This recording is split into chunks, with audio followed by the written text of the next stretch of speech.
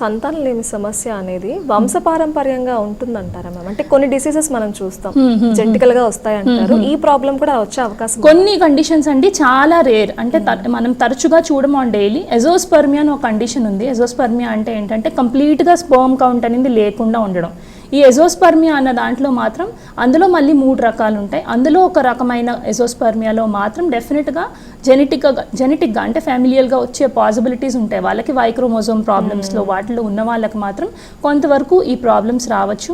ఇలాగే అప్పుడప్పుడు ఏంటంటే పేరెంట్స్ లేట్గా మ్యారేజ్ చేసుకుని లేదా మదర్ లేట్గా బేబీని 40 క్రాస్ అయినాక కన్నప్పుడు అప్పుడప్పుడు ఆ పుట్టే అబ్బాయిలో కొన్ని జెనెటిక్ ప్రాబ్లమ్స్ లైక్ నేను ఇందాక చెప్పినట్టు XXY ఒక ఎక్స్ట్రా క్రోమోజోమ్ అలా వచ్చిన వాళ్ళకు కూడా కొన్ని రకాల కండిషన్స్ ఉంటాయి. వీళ్ళలో డెఫినెట్గా ఏదైతే అది జెనెటిక్ ప్రాబ్లం వల్ల వచ్చింది అని మనం చెప్పుకోవచ్చు. ఓకే. అండ్ ఒకప్పుడు కన్సీవ్ అయితే చాలా హ్యాపీగా వెంటనే ఫ్యామిలీకి అందరికీ షేర్ చేసుకున్నారు. ఇప్పటి రోజుల్లో కన్సీవ్ అయినా కూడా అది నిలవట్లేదు. ఏ మంత్ లో ఎప్పుడు ప్రాబ్లం వస్తుందో తెలియదు, మిస్క్యారేజెస్ అవుతున్నాయి, ఫ్యామిలీకి చెప్పుకోలేకపోతున్నారు, బయట చెప్పుకోలేకపోతున్నారు, చాలా ఇబ్బందులు వస్తాయి. అంటే కన్సీవ్ అయ్యే వరకు ఒక ప్రాబ్లం, అయ్యాక కూడా కొన్ని కష్టాలు అనేవి ఉంటున్నాయి కదా. సో ఇది ఎందుకు ఇలా జరుగుతుంది అనుకోవచ్చు? సో ఈ మిస్క్యారేజ్ లో మళ్ళీ 2 రకాలండి. మనం స్పొరాడిక్ ఒకటి, రికరెంట్ ఒకటి అంటాం. స్పొరాడిక్ అంటే 100 మంది కన్సీవ్ అయితే ర్యాండమ్ గా బై ఛాన్స్ యాక్సిడెంటల్ గా ప్రెగ్నెన్సీ పోయే అవకాశం 5% అనమాట. అంటే 100 మెంబర్స్ కన్సీవ్ అయిన వాళ్ళు మేజర్ ప్రాబ్లమ్స్ వాళ్ళకి ఏం లేకుండా, హెల్త్ ప్రాబ్లమ్స్ లేకుండా, అందులో 5గురికి యాక్సిడెంటల్గా ప్రెగ్నెన్సీ సరిగ్గా నిలవకపోవడం, అంటే బ్లీడింగ్ అవ్వడం వల్ల ప్రెగ్నెన్సీ పోవడం, లేదా బేబీ ఫామ్ అయ్యి హార్ట్ బీట్ రాకపోవడం, అసలు బేబీయే ఫామ్ అవ్వకుండా అవ్వడం, దీన్ని మనం స్పొరాడిక్ మిస్క్యారేజ్ అంటాం మెడికల్ టర్మ్లో. ఇది 5% మెంబర్స్లో బై ఛాన్స్ అవుతుంది. వీళ్ళకి రికరెంట్గా మీకు రిపీటెడ్గా మిస్క్యారేజెస్ అవుతాయి అని మనం చెప్పాల్సిన అవసరం లేదు. ఎందుకంటే 99% మెంబర్స్కి ఒక్కసారి మిస్క్యారేజ్ అయినా కూడా తర్వాత ప్రెగ్నెన్సీస్ మంచిగా నిలబడతాయి.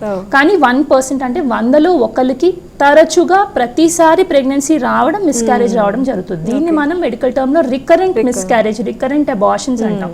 అంటే ప్రతిసారి ప్రెగ్నెన్సీ వస్తుంది, ఒకసారి హార్ట్ బీట్ రాదు, ఒకసారి బేబీ ఫామ్ అవ్వదు, ఒకసారి బ్లీడింగ్ అయిపోతుంది. ఇట్లా రికరెంట్గా అవ్వడానికి కాజెస్ ఏంటంటే మళ్ళీ ఇందులో main cause genetic cause. Recurrent miscarriages usually కొన్ని జెనెటిక్ ప్రాబ్లమ్స్ ఉన్నప్పుడు మనం అందుకే ఏం చేస్తామంటే ఇలా రిపీటెడ్గా మిస్క్యారేజ్ అయిన వాళ్ళకి 3rd ప్రెగ్నెన్సీ మిస్క్యారేజ్ అవుతున్నప్పుడు ఆ బేబీ టిష్యూస్ ఏవైతే బయటకి ఎక్స్పెల్ అవుతాయో వాటిని మనం జెనెటిక్ టెస్టింగ్కి పంపిస్తాం.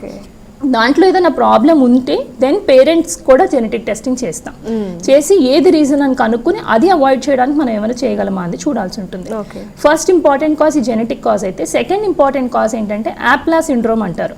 అంటే బేబీకి మదర్కి మధ్యలో కనెక్షన్ని మాయా అంటారండి, ప్లెసెంటా. ఈ ప్లెసెంటాలో కొంతమందికి బ్లడ్ క్లాట్స్ ఫామ్ అయ్యే టెండెన్సీస్ ఉంటాయి. సో ఇలా బ్లడ్ క్లాట్స్ ఫామ్ అవ్వడం వల్ల మదర్ నుంచి బేబీకి ఏదైతే బ్లడ్ సప్లై వస్తుందో ఆ బ్లడ్ సర్క్యులేషన్ అనేది బ్లాక్ అయిపోతుంది. సో దానివల్ల ప్రెగ్నెన్సీ 10 వీక్స్కి ముందు మిస్క్యారేజ్ అవ్వడం, లేదా 10 వీక్స్ నుంచి 20-24 వీక్స్ మధ్యలో బేబీ సడన్గా లోపల హార్ట్ బీట్ ఆగిపోవడం, లేదా ఎర్లీగా అంటే 6th 7th మంత్లోనే మదర్కి హై బ్లడ్ ప్రెషర్ వచ్చేయడం, లోపల సడన్గా టూ మచ్ హెవీ బ్లీడింగ్ అవ్వడం, ఇవన్నీ కూడా ఈ యాప్లా సిండ్రోమ్ అన్న ఒక తాలూకా ప్రాబ్లం.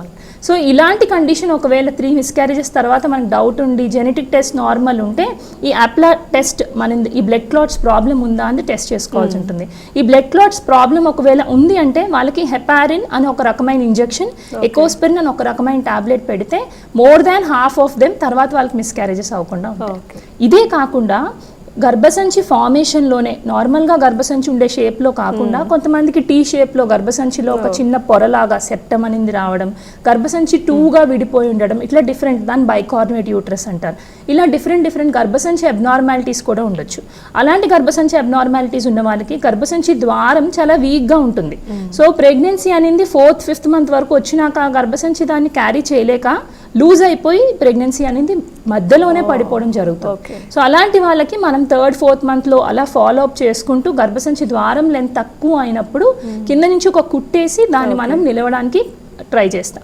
సో ఇవన్నీ డిఫరెంట్ కాజెస్ ఈ మిస్క్యారేజెస్ అనేది 1st 2nd 3rd 4th మంత్లో యూజువల్లీ అవ్వడానికి.